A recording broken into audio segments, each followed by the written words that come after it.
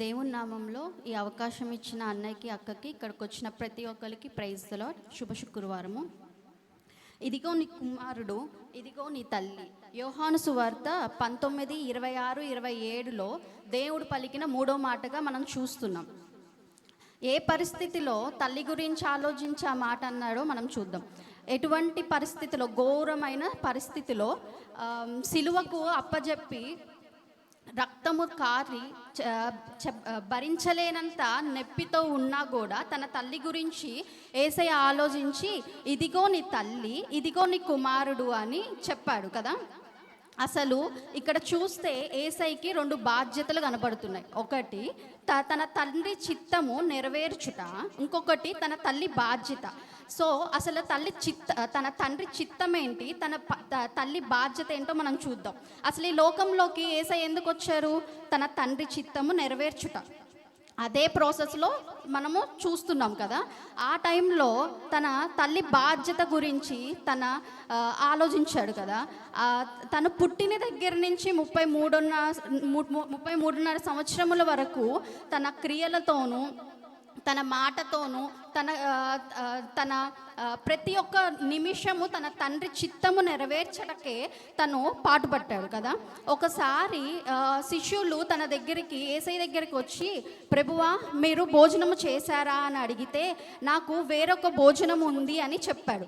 మనమైతే ఏమనుకుంటాం, మనం లేని టైంలో ఎవరన్నా వచ్చి యేసయ్యకి వేరే భోజనం ఏమన్నా సిద్ధపరిచారేమో అని అనుకుంటాం కదా మన జ్ఞానంతో. బట్ దేవుడు వాక్యము, దేవుడు మాట ద్వారా మనం ఏమర్థం చేసుకోవాలి? తన మాట మీనింగ్ ఏంటంటే, నా తండ్రి చిత్తము నెరవేర్చుటయే నాకు భోజనము పానీయము అని తన మాటలో మనం గ్రహించగలుగుతాం. అలాగే మళ్ళీ ఇంకొకటి, అసలు తను ఏ స్థితిలో ఉన్నా తను ఇంకొకటి మనకి నేర్పించాడు. ఏంటంటే తను మానవ జాతిగా మనకు భూమి మీదకి కనబడుతున్నాడు. మానవునిగా మనం మానవులుగా ఉన్నప్పుడు మన బాధ్యత ఏంటి, మన కుటుంబము పట్ల ఉన్న బాధ్యత ఏంటో కూడా మనకు చూపించాడు ఇక్కడ. అసలు అది మనము పరలోకమందున్న తండ్రి మనకి ఆల్రెడీ ముందు 10 కమాండ్మెంట్స్లో మనకి ఒకటిగా చూపించాడు. నీవు దీర్ఘాయుష్మంతుడు అవ్వాలి అంటే నీ తల్లిని నీ తండ్రిని సన్మానించుము అని యేసయ్య రాకముందే దేవుడు చెప్పాడు. సో అక్కడ ఆయన చిత్తము ఇక్కడ నెరవేర్చాడు ఒక మానవుడుగా.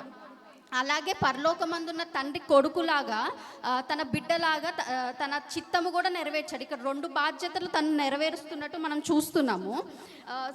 సో ఇక్కడ మనము ఏం ప్రార్థన చేయాలి? మన ప్రార్థనలో నాకు బంగారం కావాలి, నాకు ఇల్లు కావాలి, నాకు మంచి ఉద్యోగము కావాలి, మంచి వ్యక్తితో వివాహము కావాలని లోకాశల గురించి కాదు.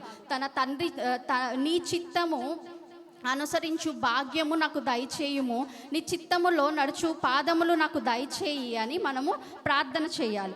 ఇక్కడ దావీదు ఇలాగే ప్రార్థన చేశాడు. అది దావీదు చేసిన ప్రార్థన మనం చూద్దాం. కీర్తనలు 143 10వ వచనం. కీర్తనలు 143 10వ వచనం.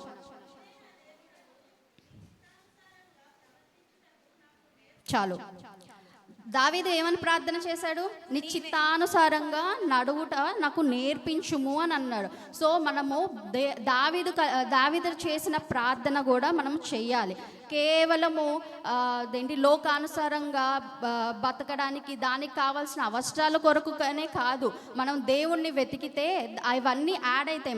మనకు కావాల్సిన ప్రతి ఒక్కటి మనకి యాడ్ అవుతాయి. మనకి ఏ క్షణంలో ఏది కావాలో అవన్నీ దేవుడికి తెలుసు. సో దేవుడు చిత్తానుసారమైన జీవితము మనకు ఉండాలని మనం ముందుగా ప్రార్థన చేయాలి. అండ్ ఇంకొకటి, నిర్గమకాండ 20:12 దాంట్లో మనం చూసాం ఆల్రెడీ. ఏంటి? నీవు దీర్ఘాయుష్మంతుడు అవుటకు నీ తల్లిని నీ తండ్రిని నీ తండ్రిని సన్మానించుము అని. మనం ఎంతవరకు మన తల్లిని మన తండ్రిని సన్మానిస్తున్నామో మనం చూసుకోవాలి. కేవలము వాళ్ళు బతుకున్నంత కాలం మనం చూడకుండా చనిపోయిన తర్వాత ఎవరో మనుషులు మెప్పు కొరకు మనము గొప్పగా మేకను కోడులను అవి బలించి భోజనంలో పెట్టి వాళ్ళు చూడు, వాళ్ళు కొడుకు చూడు ఎంత బాగా ఘనముగా చేశాడు, ఎంత గొప్ప అదేంటి గిఫ్ట్, రిటర్న్ గిఫ్ట్ ఇచ్చాడు అని ఆ మాటల కొరకే మనం చేస్తున్నాం. కానీ బతుకున్నప్పుడు నీ తల్లిని నీ తండ్రిని ఎంత విధంగా చూస్తున్నావు? మనం ఎన్నో చూస్తున్నాం ఈ లోకంలో. ఓల్డేజ్ హోములు పెరుగుతున్నాయి. ఎందుకు పెరుగుతున్నాయి? డబ్బు పెరిగింది కాబట్టి. మనం చూడడానికి టైం లేక మనకి బాధ్యత కలిగి ఉండట్లేదు మనం ఎవరు. అందుకే ఓల్డేజ్ హోములు పెరుగుతున్నాయి. అమ్మ నేను నీకు నెలకి ఇంత ఇంత కడతాను, నువ్వు ఓల్డేజ్ హోమ్ లో ఉండు, నీకు కావాల్సిన ప్రతిదీ నీ కాళ్ళ కిందకు వస్తుంది అన్న. ప్రతిదీ కాళ్ళ కిందకు వస్తుంది, కానీ దాంట్లో ప్రేమ ఉండదు. కేవలము కన్న తల్లిని ప్రేమగా చూసేది ఒక బిడ్డలు మాత్రమే. ఎందుకంటే ఇప్పుడు నలుగురు ముగ్గురిని కన్నప్పుడు తల్లిదండ్రులు కూడా నేను నలుగురిని పోషించాలా, నలుగురిని చదివించాలా, నలుగురిని పెద్ద చేయాలా అని అనుకుంటే నువ్వు నేను ఇప్పుడు ఎక్కడ ఉంటాం చెప్పండి? ఎక్కడ చెత్త కుప్పలో ఉంటాం మనం, అంతే కదా. వాళ్ళప్పుడు బాధ్యత కలిగి పెంచారు కాబట్టి వాళ్ళ వృద్ధాపంలో ఉన్నప్పుడు మనము బాధ్యత కలిగి వాళ్ళని చూసుకోవాలి. అది మన బాధ్యత. అది యేసయ్య కూడా, యేసయ్య ఎంత ఘోరమైన స్థితిలో ఉన్నాడు చెప్పండి. అలాంటి స్థితి నీకు నాకు ఎప్పటికీ రాదు, అది రాకూడదనే యేసయ్య ఆనాడు భరించాడు. సో అంత గొప్ప భారమైన స్థితిలో ఉండినా కూడా తన తల్లి పట్ల ప్రేమని బాధ్యత మనం చూస్తున్నాం కదా. మనం అంత ఘోరమైన స్థితిలో ఎప్పుడు ఉండం కదా. మనకు ఒక చిన్న సమస్య వచ్చినా, చిన్న అదేంటి చెడు ఏమైనా జరిగినా మనం ఏమనుకుంటాం? మనకే ఎందుకు జరుగుతుంది, మనం ఏం తప్పు చేసాము అని ఫుడ్ స్లీప్ మొత్తం మానేసి మరి ఒక రూమ్లో కూర్చుని ఆలోచిస్తూ ఏడుస్తూ ఫ్రెండ్స్తో చుట్టాలతో ఫోన్లు చేసిన తల్లిదండ్రులతో కూడా మాట్లాడకుండా అదేంటి లోకంలో ఉంటాం చాలా వరకు. కానీ దేవుడు ఎంత ఘోరమైన స్థితిలో ఉన్నాడు, ఎంత చెప్పలేనంత బాధ పొందుకుని ఉన్నాడు. అయినను తన తల్లిని వదలలేదు. తన తల్లి పట్ల ఉన్న బాధ్యత చూపించాడు. మనం బైబిల్లో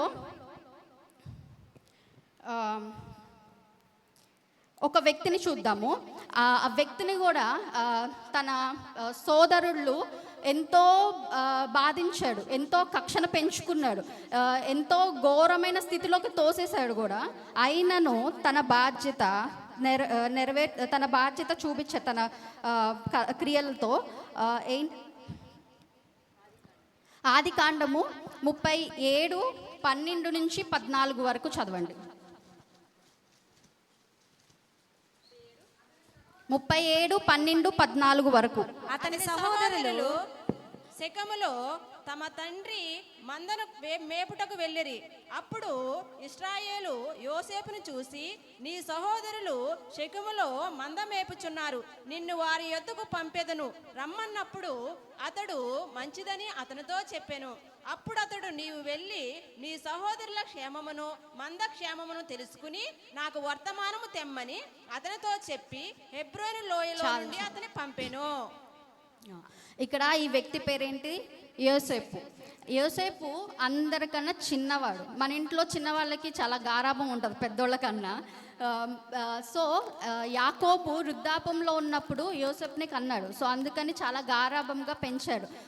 సో వాళ్ళ అన్నలు మందను మేపడానికి బయటికి వెళ్తే తన తండ్రి ఇంటనే ఉండి రంగురంగుల వస్త్రములు వేసుకుని ఉండేవాడు. ఒకరోజు యేసయ్య తన కళల ద్వారా, తన దర్శనాల ద్వారా యోసేపుతో మాట్లాడాడు. ఏమని? నీకు రానున్న స్థితి ఎలా ఉంటుందో ఆయనకు చూపించాడు కదా. ఆయన ఏం చేశాడు? యోసేపు ఏం చేశాడు? వాళ్ళ అన్నల దగ్గరికి వెళ్ళి అదేంటి ఏమని చెప్పాడు? నాకు యేసయ్య కళల ద్వారా, దర్శనాల ద్వారా నాతో నా స్థితి ఎలా ఉంటుందో మీరు అందరూ నా ముందు సాగిలపడి నమస్కరిస్తారు అని చెప్పగా వాళ్ళ అన్నలు ఏం చేశారు? కోపం పెంచుకున్నారు, అసూయ పెంచుకున్నారు. నువ్వు నాకన్నా చిన్నవాడివి, మేము నీ ముందు సాగిలపడడం ఏంటి? అసలు నీదేంటి నాదేంటి అని ఒక కక్ష పెంచుకున్నాడు. అయినను ఒకరోజు మనకు ఆ స్టోరీ తెలుసు మొత్తము. ఒకరోజు ఏం చేశాడు? గుంటలో పడేశాడు కదా యోసేపుని. వేరే వాళ్ళకి కూడా అమ్మేశాడు. దాని తర్వాత తన పడిన కష్టము, 2 ఏళ్ళు జైల్లో కూడా ఉన్నాడు. చాలా ఘోరమైన స్థితిలో ఉన్నాడు. తన ఇంటిలో ఎలా ఉన్నాడు?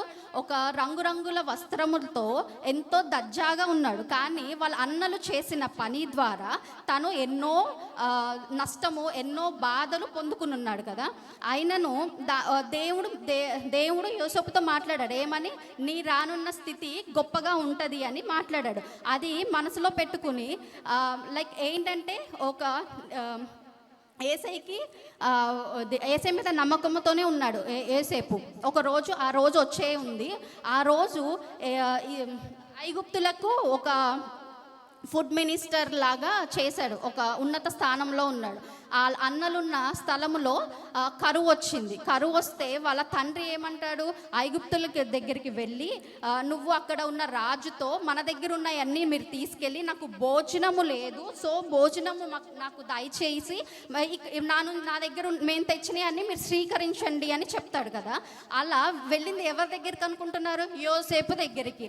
ఆనాడు తన తండ్రి ఇంట్లో ఉన్నాడు కదా, ఉన్నప్పుడు యెహోవా యేసయ్య ఏమని మాట్లాడాడు కలల ద్వారా, దర్శనాల ద్వారా? నీ అన్నలు నీ యందు సాగిలపడి నమస్కరిస్తారు అని మాట్లాడాడు కదా. అదే స్థితి, అదే నిమిషము, అదే రోజు వచ్చింది.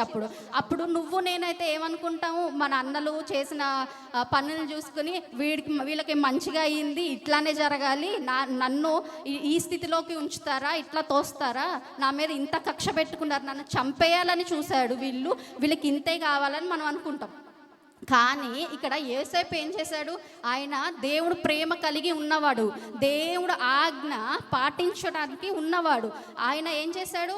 తన అధికారులతో మాట్లాడి తన తండ్రిని, తల్లిని, అన్నల కుటుంబం మొత్తంని తను ఉన్న చోట దగ్గరికి వచ్చి తినడానికి భోజనము, వేసుకోవడానికి వస్త్రము, ఉండడానికి ఇల్లు, అన్నీ ఏ లోటు లేకుండా ప్రతి ఒక్క ఫెసిలిటీ ఉండేటట్టు చూసుకున్నాడు కదా. ఇక్కడ మనము యేసోపు నుంచి నేర్చుకోవచ్చు. ఏమేమి నేర్చుకోవచ్చు? ఫర్గివ్నెస్ అంటే క్షమాపణ. ఇంకొకటి ఏంటంటే దేవుడు ప్రేమ. ఇంకొకటి దేవుడు పెట్టిన బాధ్యత నెరవేర్చుట. ఇప్పుడు మనకి సిలువలో దేవుడు పలికాడు కదా, ఇదిగో నీ తల్లి, ఇదిగో నీ కుమారుడు అని.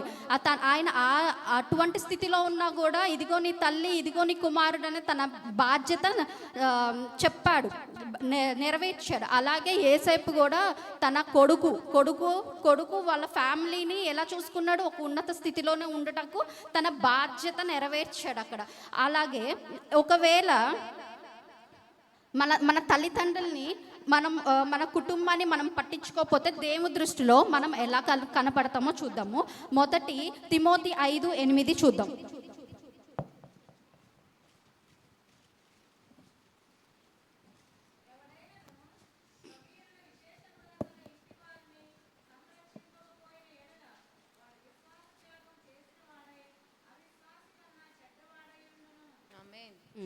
ఇక్కడ ఏంటంటే నువ్వు నీ కుటుంబాన్ని, నీ తల్లిని, నీ తోబుట్టుల్ని నువ్వు చూసుకోలేదు.